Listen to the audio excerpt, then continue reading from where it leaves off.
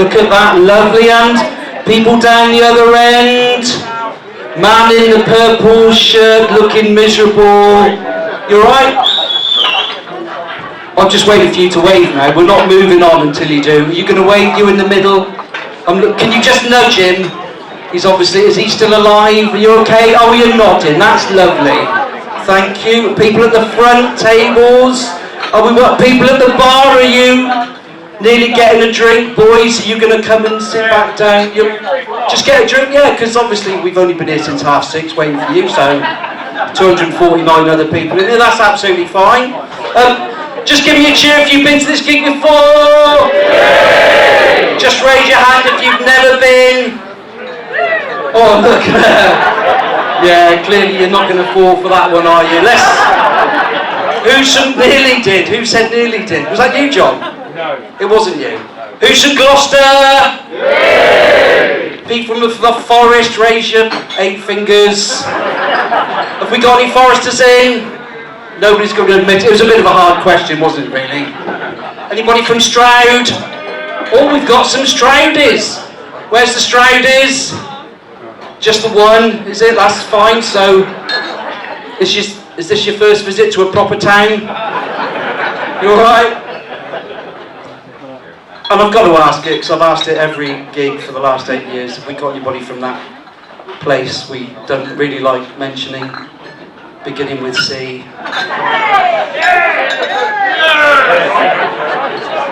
Right, who's in from Cardiff? Have we got any Cheltenham people in? You fucking liars. Really? I wasn't going to swear at this gig. Well, no, you're very welcome. So, my name's Nick Hill. I'm your MC for tonight. If you've not been before, the format is we've got 3 fantastic acts. We'll have your first act on shortly, then a break, then your middle act, then a break, then your headline act. Is that okay? Whilst the acts are on, the bar won't be open, so if you can just wait for the middle bit when the breaks, that'll be lovely. And I'm sure none of you will do it, but sometimes people have so much to drink they can't control their mouths and just chat whilst the acts are on, and that's just not acceptable, so you'll get one warning and then you'll be gone. Is that okay? Yeah. Well, it sounds harsh, doesn't it, really? But let's just lay the rules out. Then if anybody falls foul of it, you can't blame it, can you? So, bit of a momentous today, isn't it? Really, 3 hours time. We'll all be in the Indian. Obviously, we're leaving the EU today, and there'll be people in here today who voted Remain. And then there'll be the rest of you. I was going to say idiots, but that's probably not politically correct, is it? Because I'm aware we do live in a very politically correct society. And I can demonstrate this. I was reading something the other day. Right, Bideford, down in Devon, has for years been known as the Little White Town. Because of its painted houses. And people have now objected to that. Right, they think Little White Town, that's racist, right?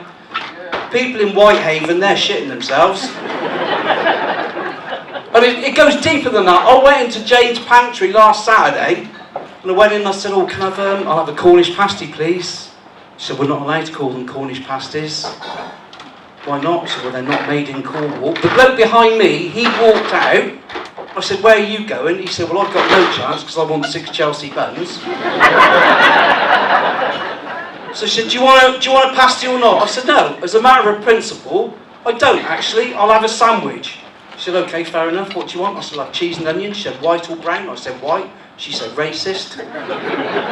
It's quite harsh, isn't it? Did we all have a good Christmas?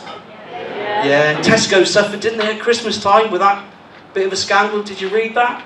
Tesco's, if you didn't read it, basically they outsourced their production of their value Christmas cards to a prison in China, and one of the inmates managed to write a message of how ill-treated they were onto a card, and it ended up with a girl in England, and she raised it and everything else. And to be fair to Tesco's, they acted immediately. Right, they suspended production in that prison, moved it to another prison, where they could be absolutely certain that the inmates had no access to any writing implements whatsoever, which was fair enough. I should explain, I feel like I need to explain my dress tonight. I'm dressed all in black because proud to say I've just come from the making of the remake of the Cadbury's milk tray advert. Clearly, I played the part of the man who ate all the fucking chocolates. But this all in black, this was my wife's idea. She said, why don't you wear black? Because it's slimming. Clearly, that's another lie, isn't it? And that's what happens when you've been married 20 years. You start telling each other little white lies, don't you? Like, I'll say to her, like, do you still find me physically attractive? And she'll say yes. And she'll say things like, if we're out in town, she'll point out women and say, do I look older than her? And I'll say, yeah. But we sort of get on, but she does pick on me, right? And she said to me a couple of weeks ago, I hate it when the weather changes like this. I said, why is that, love? She said, well, because the bottom of the bed's always cold, isn't it? And I went, well, I have no idea.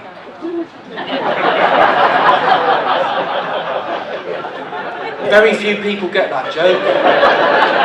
It's a reference to my height, obviously. I feel if I've got to explain it, it sort of defeats the point. But she's got this thing about my dress code, right? Like, I was going to go shopping last Saturday. I was going to go to Lidl's.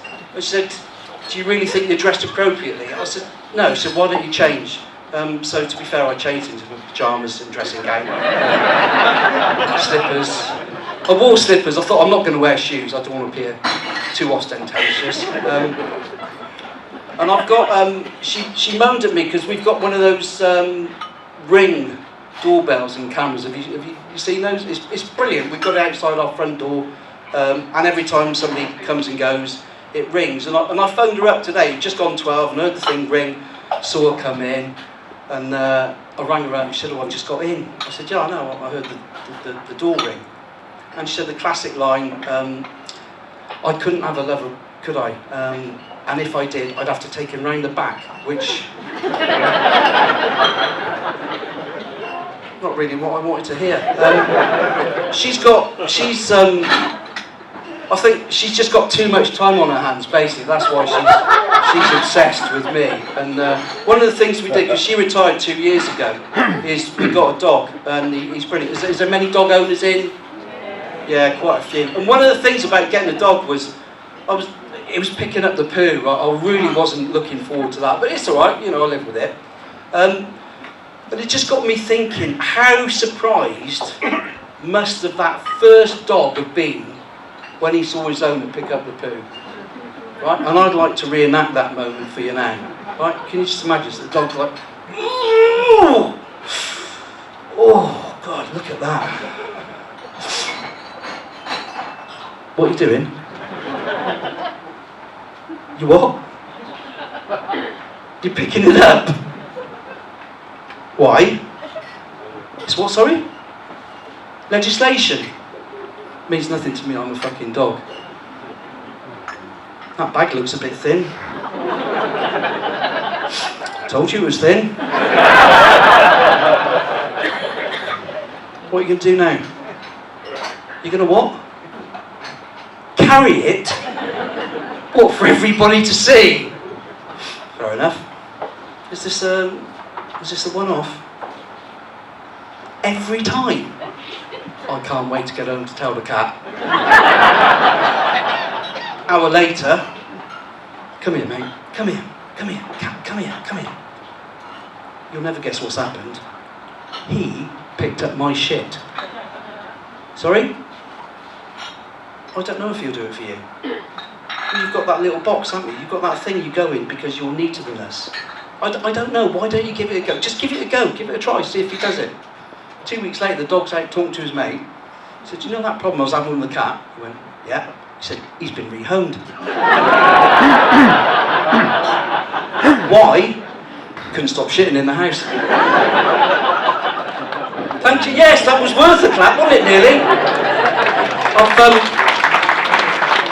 I'll just before I bring Roger on, I'll share this with you. I had to go to the doctors yesterday, and apparently I've now got a heart condition which I didn't know about. And last night we had somebody come round to write our wills, which seemed fairly appropriate, or inappropriate I should say. And part of the will writing service was, he said, have you thought about a funeral plan? I said, well no, not really. What does that entail? He said, well, you know you're going to die, and obviously now you might die sooner than you thought. Well, yeah, thanks. He said, so with the funeral plan, basically you pay up front, but then you can choose however you want your funeral to go. He said you can choose the music, you can choose if you're buried or cremated, you can choose the wake, you can choose all the songs, you can have a party, and by the end of it I was looking forward to my own fucking death, which was... I nearly feel like I'm dying tonight, but no, you've been a challenge so far, which is lovely. Are you ready for your first act of the evening?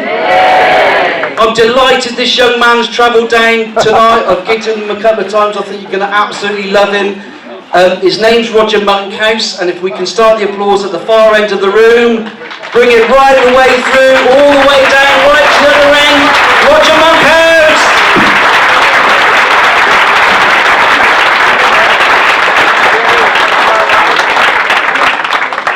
Thank you very much. No stop. Oh, you have done. Sorry, I took too long. It's my fault entirely. I just clearly overestimated the generosity of your welcome.